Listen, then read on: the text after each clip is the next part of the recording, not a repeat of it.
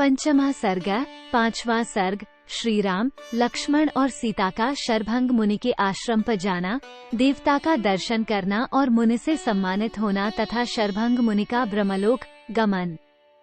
One में उस भयंकर बलशाली राक्षस विराट का वध करके पराक्रमी श्री राम ने सीता को हृदय से लगाकर सांत्वना दी और उद्दीप्त तेज वाले भाई लक्ष्मण से इस प्रकार कहा, सुमित्रानंदन, ये दुर्गम वन बड़ा कष्टप्रद है। हम लोग इसके पहले कभी ऐसे वनों में नहीं रहे हैं, अतः यहाँ के कष्टों का न तो अनुभव है और न अभ्यास ही है।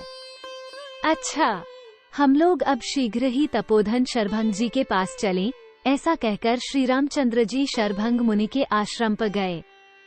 1-3 देवता के तुल्य प्रभावशाली तथा तपस्या से शुद्ध अंत करण वाले अथवा तप के द्वारा परब्रह्म परमात्मा का साक्षात्कार करने वाले शरभंग मुनि के समीप जाने पर श्री राम ने एक बड़ा अद्भुत दृश्य देखा। 4 वहाँ उन्होंने आकाश में एक श्रेष्ठ रथ पर बैठे हुए देवता के स्वामी इंद्रदेव का दर्शन किया, जो पृथ्वी का स्पर्श नहीं कर रहे थे। उनकी अंगकांति सूर्य और अग्नि के समान प्रकाशित होती थी। वे अपने तेजस्वी शरीर से देदीप्यमान हो रहे थे। उनके पीछे और भी बहुत से देवता थे। उनके दीप्तिमान आभूषण चमक रहे थे तथा उन्होंने निर्मल वस्त्र धारण कर रखा था। 5-6 उन्हीं के समान वेशभूषा वाले दूसरे बहुत से महात्मा इंद्रदेव की पूजा, स्तुति, प्रशंसा कर रहे थे। उनका रथ आकाश में खड़ा था और उसमें हरे रंग के घोड़े जुते हुए थे। श्री राम ने निकट से उस रथ को देखा। वह नवोदित सूर्य के समान प्रकाशित होता था। 7-1/2 उन्होंने ये भी देखा कि इंद्र के मस्तक के ऊपर श्वेत बादलों के समान उज्ज्वल तथा चंद्रमंडल के समान कांतिमान निर्मल छत्र तना हुआ है, जो विचित्र फूलों की मालाओं से सुशोभित है। 8-1/2 श्री राम ने सुवर्णमय डंडे वाले 2 श्रेष्ठ एवं बहुमूल्य चंवर और व्यजन भी देखे, जिन्हें 2 सुंदरियां लेकर देवराज के मस्तक पर हवा कर रही थीं। 9-1/2 उस समय बहुत से गंधर्व, देवता, सिद्ध और महर्षिगण उत्तम वचनों द्वारा अंतरिक्ष में विराजमान देवेंद्र की स्तुति करते थे और देवराज इंद्र शरभंग मुनि के साथ वार्तालाप कर रहे थे। वहाँ इस प्रकार शतक्रतु इंद्र का दर्शन करके श्री राम ने उनके अद्भुत रथ की ओर अंगुली से संकेत करते हुए उसे भाई को दिखाया और लक्ष्मण से इस प्रकार कहा। 10-12 लक्ष्मण, आकाश में वह अद्भुत रथ तो देखो, उससे तेज की लपटें निकल रही हैं। वह सूर्य के समान तप रहा है।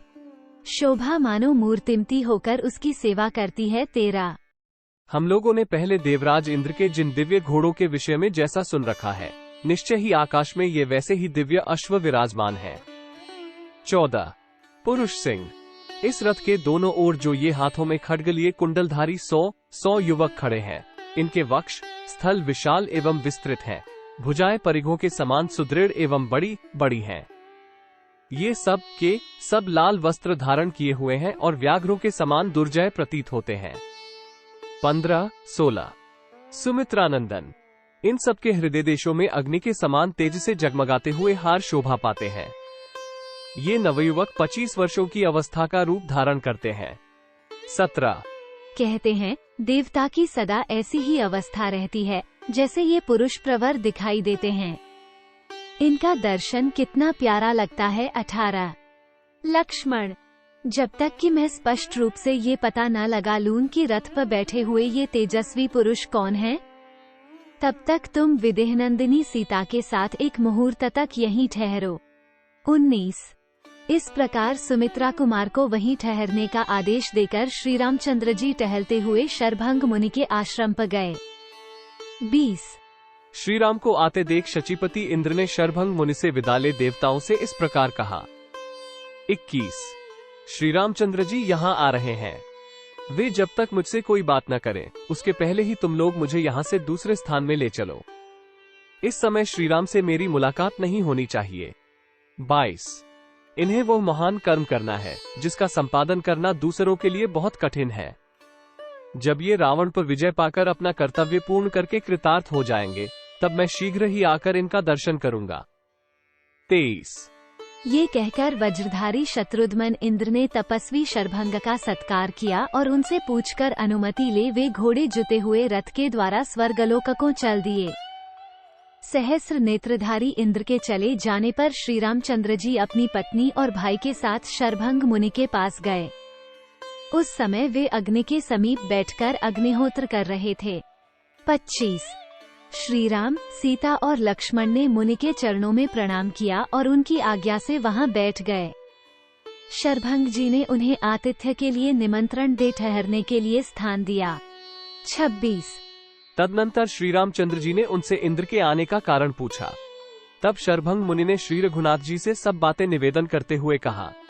27 श्री राम, ये वर देने वाले इंद्र मुझे ब्रह्मलोक में ले जाना चाहते हैं। मैंने अपनी उग्र तपस्या से उस लोक पर विजय पाई है। जिनकी इंद्रियां वश में नहीं है, उन पुरुषों के लिए वो अत्यंत दुर्लभ है। 28 पुरुष सिंह, परंतु जब मुझे मालूम हो गया कि आप इस आश्रम के निकट आ गए हैं, तब मैंने निश्चय किया कि आप जैसे प्रिय अतिथि का दर्शन किए बिना मैं ब्रह्मलोक को नहीं जाऊंगा।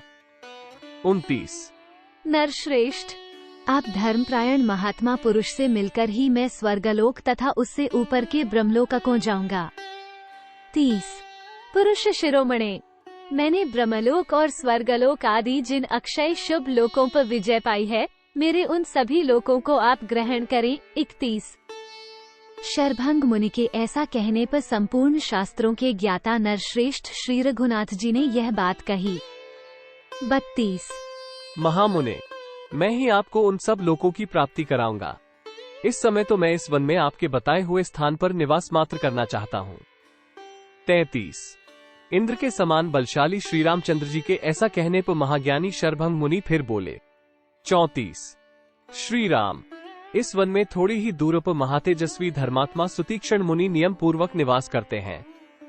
वे ही आपका कल्याण, आपके लिए स्थान आदि का प्रबंध करेंगे। 35 आप इस रमणीय वन प्रांत के उस पवित्र स्थान में तपस्वी सुतीक्षण मुनि के पास चले जाइए। वे आपके निवास स्थान की व्यवस्था करेंगे। 36 श्री राम, आप फूल के समान छोटी छोटी डोंगियों से पार होने योग्य अथवा पुष्पमयी नौका को बहाने वाली इस मंदाकिनी नदी के स्रोत के विपरीत दिशा में इसी के किनारे किनारे चले जाइए।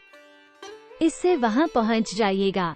37 नरश्रेष्ठ, यही वह मार्ग है, परंतु तात 2 घड़ी यही ठहरिए और जब तक पुरानी केंचुल का त्याग करने वाले सर्प की भांति मैं अपने इन जराजीर्ण अंगों का त्याग न कर दूं, तब तक मेरी ही ओर देखिए।